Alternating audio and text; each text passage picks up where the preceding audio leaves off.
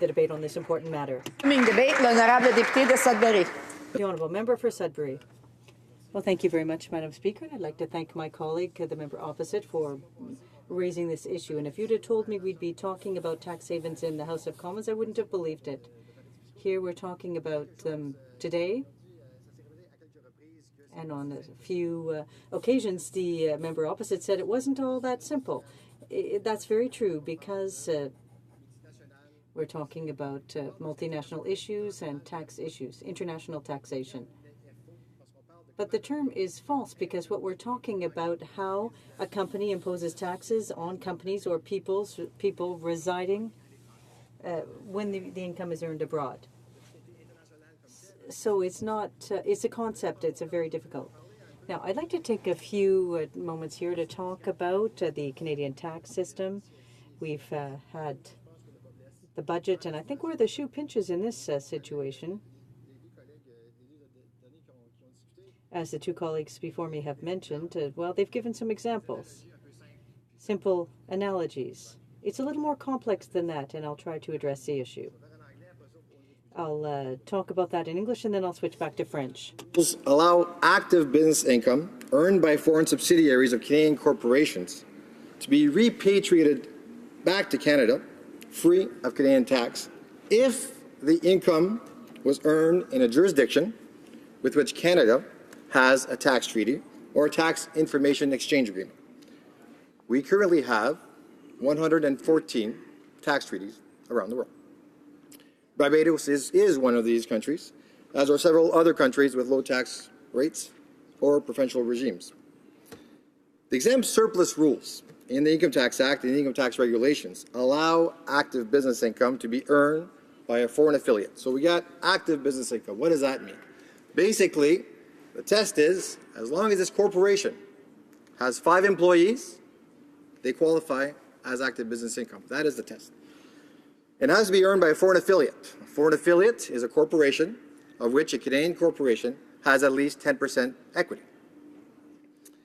And it is repatriated to the Canadian parent corporation as dividends without being subject to Canadian tax, provided the foreign affiliate is resident in and the income is earned in a jurisdiction with which Canada has a tax treaty, such as Barbados. In contrast, active business income earned by a foreign affiliate of a Canadian parent corporation that is resident in a country with which Canada does not have a tax treaty is subject to Canadian tax when repatriated to the Canadian parent as dividends. So we have a foreign tax credit system. So basically, no treaty, it's taxed in a foreign jurisdiction. If the dividend is paid to Canada, we recognize, we give credit to the foreign tax that was paid, and then we tax that income in Canada. So you have 2 regimes, if you have a tax treaty or if you don't have a tax treaty. Now, the budget 2016 is a start to address tax evasion in Canada from Canadian corporations and individuals as well. Je vais le discuter en français. And I'll do this part in French.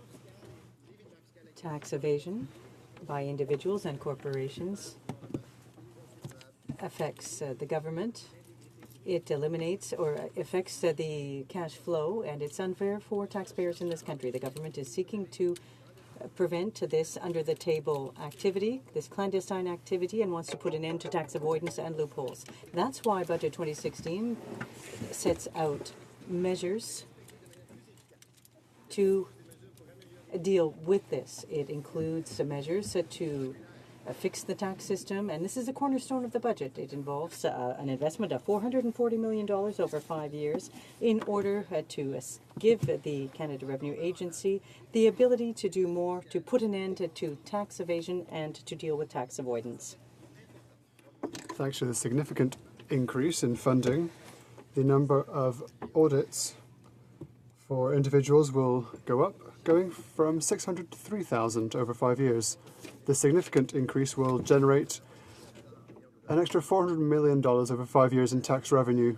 The CRA will also hire 100 new specialists in order to examine multinational high-risk companies, which should generate extra revenues to over 5 years.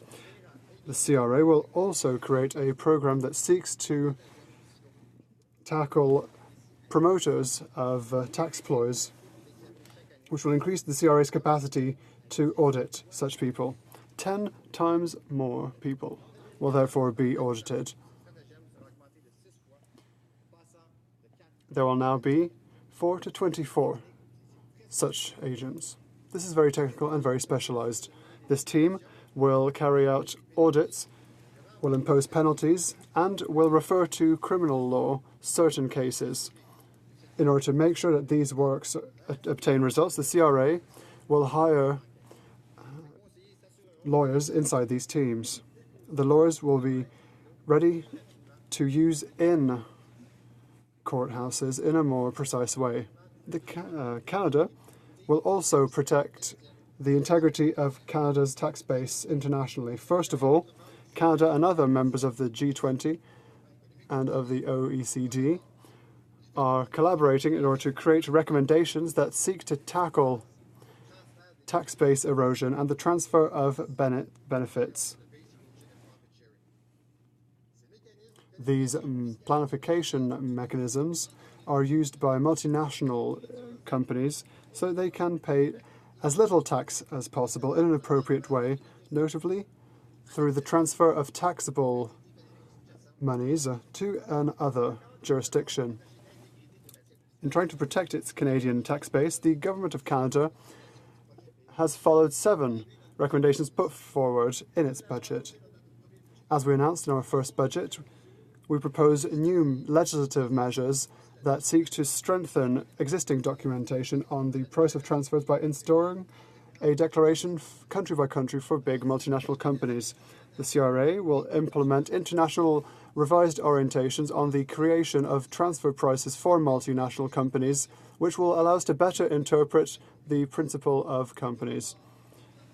We take part on the international scene in order to create a multilateral tool that will allow us to simplify the implementation of recommendations that come out from the BAPS program linked to tax avoidance. The CRA will also carry out an exchange with other tax organizations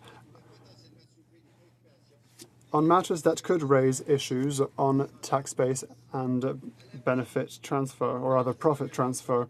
Canada has engaged itself on this path and will collaborate with the international community in order to make sure that there is a cohesive and uniform approach. Second of all, the government is working with its international partners in order to increase transparency with an automatic transfer of financial information. The implementation of the new world standards, the standards set about by the OECD, will fight tax avoidance and tax evasion. It will also reassure the public with regards to the integrity of the Canadian tax system. 90 countries have already committed to implementing this standard. Rich people can use private companies abroad in order to inappropriately reduce their tax burden. This is still an international national concern. They use lawyers and accountants, and that does not mean that they should be able to avoid taxes. Budget 2016 will tackle this, and we will audit our tax system in the year to come. Madam Speaker, in the future, the government will continue to identify and tackle tax avoidance systems so that our taxation system works in the most efficient and fair way. Thank you. Before